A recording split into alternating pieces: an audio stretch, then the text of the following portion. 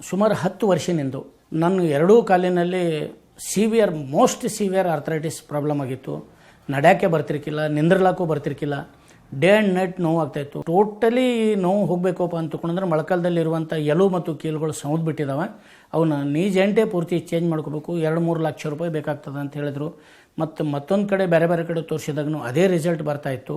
ಅಂಥದ್ರಲ್ಲಿ ನಾನು ಈ ಸರಳ ವಾಸ್ತು ಅಳವಡಿಸ್ಕೊಂಡ್ಮೇಲೆ ಗುರುಜಿಯವರು ಹೇಳಿದಂಥ ಎಲ್ಲ ನಿಯಮಗಳು ಪಾಲನೆ ಮಾಡಿದ ಮೇಲೆ ಆರೋಗ್ಯವಾಗಿ ಮಾತ್ರ ತುಂಬಾ ಪೂರ್ತಿ ಮೊದಲಿನ ನೋವುಗಳೆಲ್ಲ ಹೋಗಿಬಿಟ್ಟಿದ್ದಾವೆ. ಈಗ ಯಾವುದು ಆಸ್ಪತ್ರೆ ಇಲ್ಲ, ಯಾವ ಗೋಲಿನೂ ತುಗ್ತಾ ಇಲ್ಲ, ಮತ್ತು ಸರಿಯಾಗಿ ನಿಂದ್ರಕ ನಡೆಯೋಕ್ಕೂ ಏನೂ ಪ್ರಾಬ್ಲಮ್ ಆಗ್ತಾಯಿಲ್ಲ. ಮತ್ತು ಅದರಿಂದ ಆರ್ಥಿಕವಾಗಿಯೂ ಸಹಿತ ಸಾಕಷ್ಟು ಉಳಿತಾಯ ಇದೆ. ಅದರಿಂದ ಮಾನಸಿಕವಾಗಿಯೂ ತುಂಬಾ ಒಳ್ಳೆಯದಾಗ್ತಾಯಿದೆ. ತುಂಬ 10 ವರ್ಷ ಸಾಲ ಇತ್ತು. ಎಷ್ಟು ದುಡ್ಡು ಗಳಿಸ್ಕೊಂಡು ಬಂದ್ರೂ ಕೊಡೋರಿಗೆ ಹೊಟ್ಟೆ ಸರಿ ಹೋಗ್ತಿರ್ಕಿಲ್ಲ. ಆ ಸಾಲದಿಂದಾಗಿ ಬಹಳಷ್ಟು ಮಾನಸಿಕವಾಗಿ ಅಶಾಂತಿ ಮತ್ತು ನೆಮ್ಮದಿಯಿಂದ ಇರಲಿಕ್ಕೆ ಆಗ್ತಿರ್ಕಿಲ್ಲ.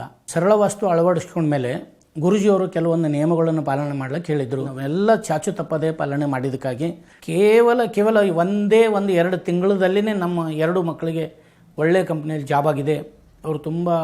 ಅವ್ರಿಗೆ ಸ್ಯಾಟಿಸ್ಫ್ಯಾಕ್ಷನ್ ಅನ್ನೋ ಹಾಗೆ ಸಂಬಳ ಬರ್ತಾ ಇದೆ.